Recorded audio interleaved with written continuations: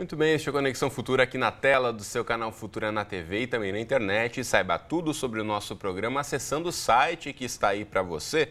É futura.org.br/Conexão Futura. Aqui você encontra os nossos destaques mais recentes. Falamos aqui sobre licença paternidade, sobre moradores em situação de rua, sobre diversidade no mercado de trabalho e muito mais. Então, todas essas temáticas você pode assistir aí quantas vezes quiser, compartilhar nas suas redes sociais. E falando nelas, aqui embaixo tem os links para você acompanhar diretamente as nossas novidades no Facebook, no Twitter e também nossas playlists no YouTube. Bom, em 2016 é o ano aguardado aí para uma competição que vai agitar muita gente. Sim, é o ano dos Jogos Olímpicos, mas são as Olimpíadas da nossa língua que podem sim fazer a diferença na vida de milhões de estudantes Brasil afora. A Olimpíada de Língua Portuguesa Escrevendo o Futuro é um concurso de produção de textos para alunos e professores de escolas públicas brasileiras do 5º ano do ensino fundamental ao 3º ano do ensino médio. O tema desta edição é O Lugar Onde Vivo. E com esse foco, o concurso pretende aprofundar a relação das crianças e dos jovens com as suas comunidades. As inscrições vão até o dia 30 de abril e esse é o tema do nosso programa de hoje. Então, para essa conversa, a gente recebe aqui no estúdio a escritora Nilma Lacerda, que é membro do Conselho Deliberativo do Movimento por um Brasil Literário e professora da Universidade Federal Fluminense. Tudo bem, Nilma? Bem-vinda. Tudo bem. Prazer em estar aqui, Cristiano. Prazer é nosso em recebê-la. Também aqui conosco, ao meu lado, mais uma vez, nossa parceira, Ângela Dannemann, superintendente da Fundação Itaú Social. Tudo bem, Ângela? Bem-vinda mais uma vez. Tudo bem, Cris, como vai? Tudo Prazer certo. estar aqui de novo. Prazer é nosso em recebê-la. E também conosco aqui no estúdio está a Cíntia Barreto, que é professora do Colégio Estadual André Morroá, e também da Unigran Rio e ainda doutora em literatura brasileira pela UFRJ. Tudo bem com você, Cíntia? Bem-vinda. Tudo bem, Cris. Obrigado Prazer estar aqui. Prazer é nosso em recebê-lo. Você em casa, como sempre, também é nosso convidado. Goste você de ler, de escrever ou está ensaiando aí, fique ligado então ao longo dos próximos 25 minutos. Quem sabe se você também não inspira alguém que está na escola a participar e se inscrever das Olimpíadas. Quero já começar ouvindo da Ângela aqui. Eu dei um breve resumo, né, Ângela? Mas você pode falar com certeza alguns detalhes aqui que me passaram em relação a esse concurso tão importante, aí incentivando a leitura e a escrita, principalmente no nosso país. Pois é, um concurso que é de enorme alegria para nós todos lá na Fundação, porque é uma parceria com o MEC e que pretende atingir mais de 100 mil professores nesse Brasil afora. E é um concurso para fazer com que os professores e seus alunos nos municípios brasileiros escrevam gêneros textuais do 5º ano do fundamental até o 3º do ensino médio, com poesia do 5º e 6º, para detalhar melhor o que você estava descrevendo, com memórias literárias do 7º e 8º, com crônicas do 9º e 1º ano e com artigos de opinião para os adolescentes e jovens do 2º e 3º ano do ensino médio. Temos textos do Brasil inteiro falando sobre esse tema da comunidade. É a 5ª edição da Olimpíada, portanto já tem 10 anos, porque a estratégia é uma estratégia de 2 anos, um ano de concurso e um ano de formação dos professores que se inscrevem. É uma parceria muito boa que temos com o SEMPEC, que nos apoia tecnicamente, e também com as secretarias municipais e estaduais de educação pelo Brasil afora, com o apoio grande da Undime, que é a União dos Dirigentes Municipais de Ensino, e do CONSED, que é o Conselho dos Secretários Estaduais de Educação. Então, uma grande, vamos dizer assim, uma grande orquestra procurando incentivar o trabalho de escrita da língua, que é tão relevante, porque estamos ainda precisando melhorar muito nos anos finais do ensino fundamental e no médio, ainda estamos precisando melhorar a escrita dos nossos alunos na redação do Enem, que tem muitos zeros, e no próprio resultado do PISA internacional, que não estamos em uma posição muito agradável. Melhorou muito ao longo dos anos, mas ainda precisamos de muito mais. Sem dúvida, é um desafio grande ainda para a gente avançar cada vez mais nos resultados dessas provas, que na verdade querem dizer aí o dia a dia do aprendizado desses alunos. Mas a gente falava aqui um pouquinho sobre o incentivar a escrita, a leitura. Nilma aqui como professora e também como escritora, lembra o primeiro momento assim que você pensou que poderia desenvolver essa habilidade também como escritora, Nilma? Lembro, Cris, foi justamente, né, o questionamento, o prazer enorme de ler os textos literários na sala, na universidade e no ensino fundamental, onde eu trabalhei por quase 25 anos, né, que me leva a perguntar, não posso estar do outro lado também? Eu já estava com 30 e poucos anos, quando começo a escrever e até o momento eu tenho uma produção razoavelmente significativa, sobretudo para o leitor criança, o leitor jovem, potencialmente, né? Eu gosto muito de dizer que produzimos uma literatura brasileira que crianças e jovens também podem ler, né?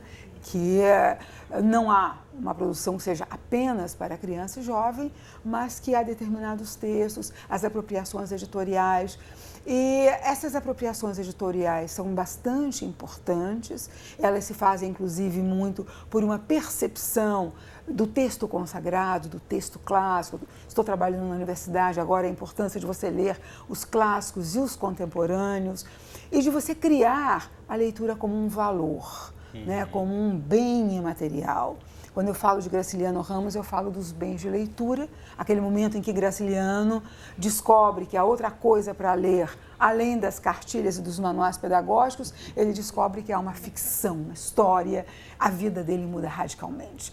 Isso está no capítulo Os Astrônomos de Infância, eu recomendo essas leituras, essa leitura especialmente, porque é um momento em que um grande escritor, que se considerava um menino idiota, retardado, imbecil, ele se dá conta de que a vida dele podia ser uma outra coisa. E estamos precisando construir realmente esse valor, quer dizer, continuar a construção, né, Ângela, que está em curso, com uma série de parcerias da sociedade civil, das entidades empresariais, do terceiro setor, da educação pública, mas o valor da leitura e da escrita ainda é um valor que está em construção na sociedade brasileira. Sem dúvida. E para escrever e publicar também não tem idade, né? A professora Cíntia está aqui até com um exemplo de um trabalho feito junto aos alunos. Professora, fala um pouquinho para a gente. A gente fez em 2013 um livro, né? Poetas do Morroá, né, com os alunos lá do ensino médio, e todos os textos são, na verdade, produções dos alunos, né, e, enfim, e tema livre, né, então, na verdade, a gente viu muito, vocês falaram dessa questão do lugar onde moro, onde vivo, isso lá em 2013 já aconteceu. Né, eles colocaram muito, falando desse pertencimento, né, das suas comunidades. Os alunos de lá são, sobretudo, da Rocinha e Vidigal, né, alguns da Cidade de Deus. E é muito bonito a gente perceber... Para quem é de fora do Rio, são comunidades de baixa renda aqui na cidade do Rio de Janeiro. É muito bacana. Depois eu posso até separar um aqui para a gente ler, né, se for o caso. Mas, assim, um homem... Pode ler? Ó, no Morro. Por favor. Um homem recomeça a sua vida, realidade. Sua liberdade traída, subtraída. Quero viver em paz, não olhar para trás, dizer ao crime nunca mais, dar a volta por cima, desistir jamais. Lucas da Silva, né? E o título No Morro. Então, assim, dar voz a essas pessoas, eu acho de extrema importância, e a gente nem combinou, e tem tudo a ver com o que você está falando, o que vai acontecer agora também nas Olimpíadas, né? Então, eu acredito muito nisso, né? No poder da escrita como uma busca da sua identidade ou das suas identidades, né? Como uma forma de você exercer suas práticas sociais, que tem tudo a ver com a questão do conceito de letramento, né? Então, a gente aprende... Para que a gente aprende língua portuguesa, né? Para 4 questões básicas, né? Para a gente falar, para a gente ouvir, para a gente ler e para a gente escrever. Então, o ensino da língua tem que ter pautado nessas 4 modalidades, né? Saber ouvir, saber falar, saber escrever e saber ler. Né? E aí, se você me perguntasse, Cíntia, então como é que eu faço se só tem uma opção para trabalhar hoje, né? Qual dessas 4? Para mim seria a leitura. Eu acho que quando a gente aprende a ler, e aí você pega também Paulo Freire falando, né, que a leitura do mundo precede a leitura da palavra, né? Eu acho que é isso. Quando a gente aprende a ler, e ler no sentido de letramento, de construir relações sociais, de realmente compreender o texto, porque leitura não é só uma codificação ou decodificação de signos, de símbolos, palavras, frases. Leitura é compreensão, né? Então, se você leu e compreendeu, você leu, né? Se você leu e não compreendeu, não houve leitura. Então, eu acho que a leitura tem que estar muito presente para essa escrita se fazer acontecer, né? Ela acontecer. É óbvio que a gente sabe que todo mundo que escreve bem lê muito, e também não necessariamente. Tem gente que lê muito e não escreve bem. E aí qual é o problema? Aí acho que entra também essa história das Olimpíadas a contribuírem. Porque para a gente escrever bem, além da gente ler bastante, ganhar repertório, vocabulário, conhecimento de mundo, linguístico, textual, tudo isso, a gente tem que treinar. Então a gente tem que ser motivado a escrever. Se a gente não é motivado a escrever, a gente compreende, mas não necessariamente a gente consegue escrever o nosso texto. Né? Então, acho que é esse motivo, né? Esse mote... É um círculo virtuoso, importante. Né, Cíntia? Um pouco do que você falou sobre a língua, que é simples e direto. Você precisa falar, você precisa ouvir, né? Escutar, ler e escrever. Então, esse é um círculo, vamos dizer assim, de 4 pontos, mas que você começa pelo reconhecimento do mundo para depois você começar a falar. Exatamente o desenvolvimento do ser. Então, assim, é daí que vem uma ação social que faz sentido, porque há uma vontade de fazer isso e uma necessidade para se tornar um cidadão no mundo, para fazer parte deste mundo, como um indivíduo que participa dele. Interagir, A língua né? é nada mais do que isso, a língua é patrimônio do cidadão. Se você não consegue interagir com os outros através da língua e de suas diversas formas, a língua culta para a escrita, para poder fazer uma formação mais superior e chegar na universidade. Mas a língua corriqueira da fala e da conversa, como nós estamos tendo um bate-papo aqui, e que vai gerar uma escrita. A gente falou um pouquinho sobre o tema, agora por que a escolha do lugar onde vivo? Por que partir desse entorno de onde está inserido esse aluno para escolher o tema do concurso? Porque para nós, e assim para o MEC também, é muito importante reconhecer que o Brasil é diverso. O Brasil tem culturas e muitas culturas nos municípios. E é preciso que a gente saiba delas, para não criar uma harmonização inadequada e matar a diversidade desse país tão rico. É enriquecer ainda mais a todos os seus cidadãos, trazendo desses lugares, às vezes muito longínquos, que a gente um pouco vai lá, as histórias desse lugar. Então, quando você ouve uma poesia do Morro aqui, que fala do Vidigal e da Rocinha, nas 2 favelas ali na zona, ainda zona sul carioca, né? Você também vai ouvir falar do Alto Solimões, você vai ouvir falar do Maranhão, você vai ouvir falar do Rio Grande do Sul, você vai ouvir falar do Pantanal, porque essas crianças, esses professores se inscrevem no Brasil inteiro. E por uma vez eu tive a oportunidade, a sorte até de ser jurado do concurso e receber essa diversidade, e é incrível você perceber mesmo como cada um desses alunos com idades mais variadas contam aí do seu dia a dia, do seu ponto de vista da vida e das suas rotinas a partir do lugar onde vivem. Exatamente. No ano passado eu vi uma professora e um aluno contando a respeito de um poema do Patativa do Assaré, que está mais divulgado porque a mídia chegou até ele, mas alguns não estão. Então a gente precisa buscar essas poesias, essas crônicas. Todo esse gênero textual que existe no Brasil é tão rico nesse sentido. E mostrar, trazer à tona e mostrar que há produção de qualidade com crianças e adolescentes no Brasil inteiro. Sem dúvida. Nilma, quer complementar? Né? Eu estou aqui buscando, abrindo meus arquivos, lembrando do Fernando Pessoa, reconhecer o rio que passa pela nossa aldeia. Isso. Porque a partir, né, do rio próximo, que você pode projetar o Tejo, que você projeta o oceano, que você projeta os rios que serão conhecidos ainda. E essa é uma descoberta também em empreender no Brasil. Nós temos uma história de baixa autoestima e a infância do Graciliano Ramos traz bastante bem isso. Quer dizer, não nos acreditamos, não vale a pena escrever como função social, mas escrever para dizer quem eu sou, né? Para trazer as minhas origens, as minhas raízes. Há um livro, uma ficção, que tem como potencial leitor a criança, o jovem, mas em que eu me preocupei em ajudar o professor. Eu digo, olha, isso aqui é um livro para ser útil. É literatura, mas é a história da dificuldade de alfabetizar, de criar o sentido de aprender a ler e escrever para uma menina de vida rural e, de repente, a fazenda em que ela vive e onde ela conhece uma série, ela domina a natureza, ela conhece, ela cuida de pássaros, de plantas, ela é capaz de ler, entre aspas, o tempo, né? Mas a fazenda muda de dono e a próxima, a dona presente agora decide que lugar de criança é na escola aprendendo a ler e escrever. E para a Bárbara esse é um sofrimento enorme, porque ela deixa de andar livre pela fazenda e ela precisa ficar sentada um tempo da vida dela numa sala de aula. E há um momento que é sublime, porque é importante, né, Ângela, a gente caminhar ao lado dessa professora, desse professor, e perceber a dificuldade que ele também tem. Porque, de repente, entramos, né, na escola maciçamente e não estávamos preparados para isso. A alfabetização universal é recente, todo mundo na escola é mais recente ainda, e eu me lembro quando em 1966, eu entro numa sala de aula e eu me dou conta de que eu não tinha sido preparada para dar aula àquelas crianças. E tive que construir esse saber junto com eles, né? Mas então a Bárbara está lá, erra, escreve, rabisca, passa o dedo, rasga a folha e o professor não entende como é que uma menina tão inteligente na vida prática, ela não consegue aprender os conceitos, né, da escola, da vida escolar. Então ele olha para ela e diz, tá bom, Bárbara, a gente vira a folha, a gente começa de novo.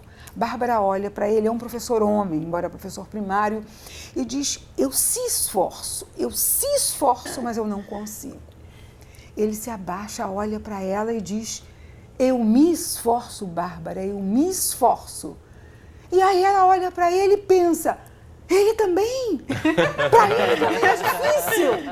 E aí começa a se abrir uma compreensão para a Bárbara do que é esse processo de aprender a ler e a escrever. Mas vai vir da cultura oral, e Ângela mostra muito bem essa necessidade de valorização da diversidade cultural brasileira. Vem da cultura oral o grande valor, a grande pontuação para que Bárbara descubra para que serve, enfim, aprender a ler e a escrever. Bom, a Cíntia também professora em níveis diferentes, né, de escola, de universidade, também deve perceber um pouco essa própria diversidade na formação desses alunos, né? Sim, eu acredito que a escola tem esse ranço, né, esse problema de a gente ter passado por um ensino de língua portuguesa muito voltado para a gramaticalização, né, para a questão das nomenclaturas. Então, é o que eu falo, por exemplo, a gente às vezes está lá no ensino fundamental ensinando um aluno sobre artigo. Né? Aí você mostra artigos definidos, o, a, os, as, né? Indefinidos. E aí você pega um texto, às vezes até curto, mas um texto bom, e você pede o quê para o aluno? Que ele circule os artigos e que ele sublinhe os artigos definidos, vamos supor, né? E você não explicou para ele a função daqueles artigos. Então, aí às vezes a pessoa chega à universidade sem saber usar artigo. Então, por exemplo, você chega à sala, encontra uma professora que você não conhece, você vai dizer, uma professora está na sala, ou estava na sala. Por que você usa uma? Você não conhece, então você vai usar o indefinido. Depois que você já falou dela, você vai falar, professora, continua lá, não sei o quê. Então, assim, parece uma coisa boba, básica, mas o importante, hoje a gente já percebeu isso, né, depois de vários anos de alguns problemas voltados para a língua, a gente percebeu que tem que trabalhar a questão da gramática do texto, né, a questão do contexto, então, a semântica mesmo, para que eu uso, qual é a funcionalidade disso? Não mais ficar preocupado com... O Rubem Alves também falava muito isso. Quando eu vejo alguém, né, mais falando sobre essa questão, eu fico encantada e vejo que é por aí. E eu encontrei muito, Cris, assim, na poesia mesmo, né? Porque eu me encantei com a poesia desde muito tempo, e eu encontrei na poesia uma forma de mostrar essa gramática, de mostrar isso.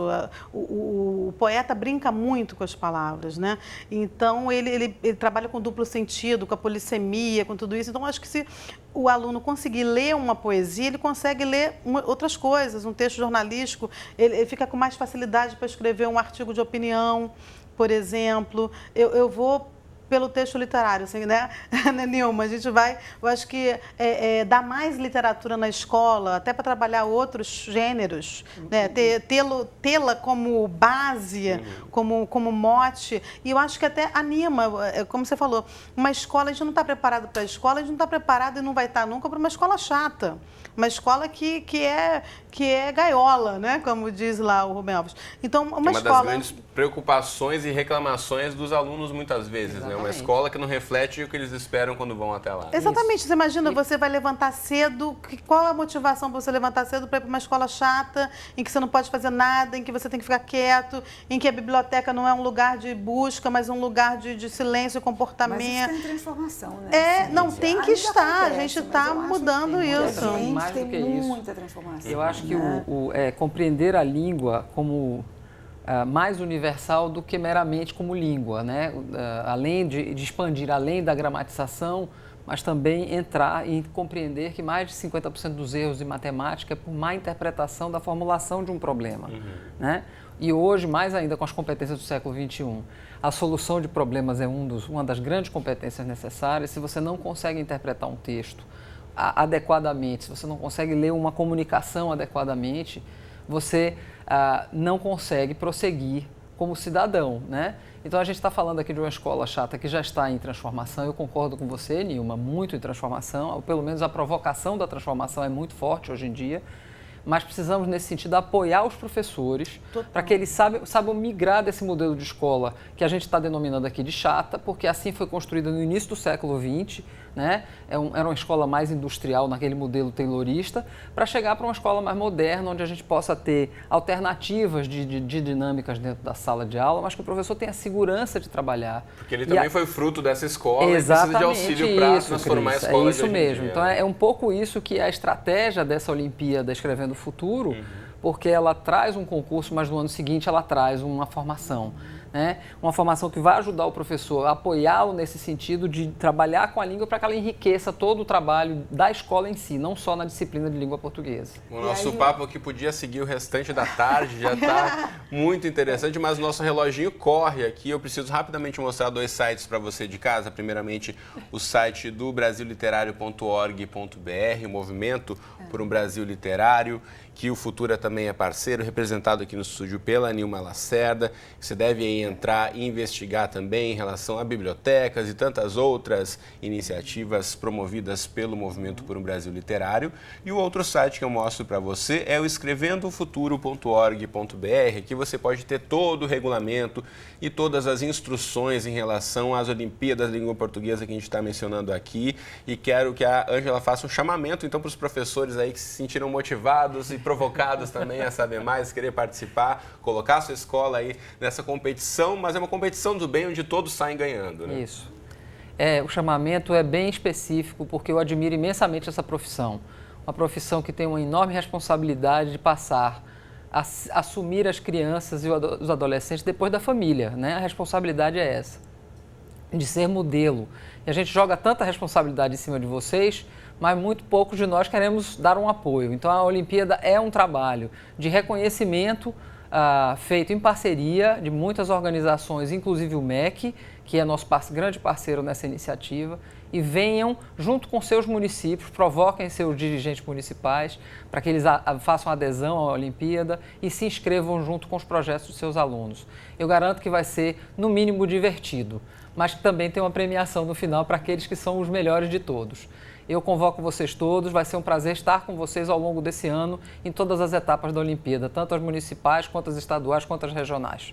Muito bem, repetindo aí, escrevendofuturo.org.br é o endereço da internet para você ter todas as informações. O site está aí na tela para você. O programa Escrevendo o Futuro, aqui tem detalhes da Olimpíada, da formação também. Você pode tirar todas as suas dúvidas aqui pela web, tá certo? Bom, nosso tempo agora aqui, infelizmente, já chegou ao fim, então... Pois a Nilma está com uma cara de acabou, Nilma, infelizmente. Acabou, pois é. E eu quero falar justamente desse projeto, né, de um Brasil literário, de ler, levar a ler, defender o direito de literatura, que é o que Antônio Cândido faz como um direito humano, é aquilo que Bartolomeu Campos de Queiroz defende, espalha tão lindamente no Manifesto por um Brasil Literário. É um momento, talvez seja divertido, a Olimpíada, será um trabalho, mas será uma expressão. A gente vai conhecer também melhor o Brasil, as pessoas vão se conhecer melhor. Esse menino, essa menina, quando escrever, essa professora, né? Quem lê literatura faz perguntas. Isso. Quer dizer, você lê um conto de Machado de Assis, Pai contra Mãe, você pergunta, mas por que é assim? Por que não pode ser diferente? Bartolomeu Campos de Queiroz, um dos nossos grandes poetas, defendia isso, mais do que defender, né? Bartolomeu viveu isso, as grandes leitoras de Bartolomeu foram as professoras no Brasil. Então, é esse chamado à literatura como a possibilidade de eu me reconhecer humana e de, a partir daí, eu escolher o que vou fazer melhor, expressar, divertir, me encontrar, saber meu lugar e traçar outros. Com essa provocação, então, a gente encerra a conexão de hoje. Professoras, muito obrigado. Ângela, muito obrigado pela presença. Um prazer sempre conversar com vocês. Cris, é muito prazer estar aqui mais uma vez. Valeu, até a próxima. Até a próxima. Um abraço para você de casa, então. Não esqueça a Conexão Futura aqui na tela do Futura de segunda a sexta ou a qualquer hora do dia e da noite. Temos aquele encontro marcado no nosso site. O endereço está aqui embaixo. Um abraço e até a próxima.